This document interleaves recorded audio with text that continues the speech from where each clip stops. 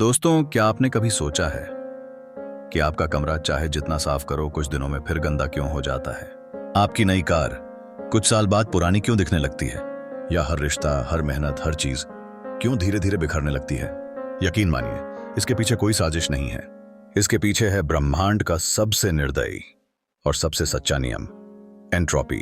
Entropy वो अदृश्य शक्ति है जो हर चीज को व्यवस्था से अव्यवस्था की ओर धकेलती है। आप चाहे कितना अच्छा घर बनाओ, प्रकृति उसे धीरे धीरे तोड़ना शुरू कर देती है। आप चाहे कितना परफेक्ट रिश्ता बनाओ, उसे बनाए रखने के लिए हर दिन, हर पल संघर्ष करना पड़ता है। क्योंकि एक बार आप प्रयास करना छोड़ दो, अव्यवस्था तुरंत जीत जाती है।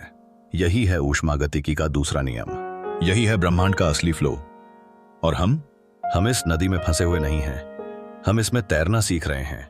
सोचिए, एक साधारण सा फ्रिज हमें कितनी बड़ी बात सिखा देता है।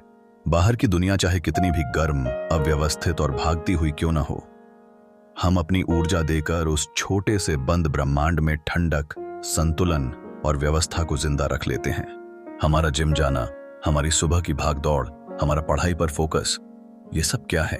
एंट्रोपी के खिलाफ हमारा रोज का विद्रोह। हम बहाव को रोक नहीं सकते, लेकिन हम अपनी दिशा तय कर सकते हैं। अब आता है सबसे दिलचस्प हिस्सा।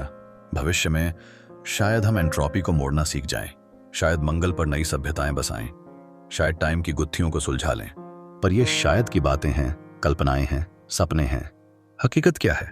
आज हमारे पास सबसे शक्तिशाली हथियार कोई टेक्नोलॉजी नहीं, बल्कि एक सरल सी बात है, अपूर्णता को स्वीकार करना, उस अधूरे काम को स्वीकार करना, उस गलत फैसले को स्वीकार करना, उस इम्परफेक्ट इंसान को अपनाना। क्योंकि पूर्णता एक भ्रम है और अपूर्णता जीवन की सबसे सच्ची कहानी। एंट्रोपी हमें बताती है कि एक दिन सब कुछ टूटेगा, बिखरेगा, खत्म होगा। लेकिन अपूर्णता की स्वीकृति हमें सिखाती है कि जो अभी है, यह क्षण, यह लोग, यह रिश्ते, यह जीवन, इन्हीं की असली कीमत है। इन्हें अपनाओ उनकी कमियों के साथ, क्योंकि इन्हीं कमियों के बीच जीवन की सुंदरता छिपी है। तो बताइए दोस्तों, क्या हम कभी एंट्रोपी को रोक पाएंगे, या फिर अपूर्णता को स्वीकार कर लेना ही हमारी असली जीत है?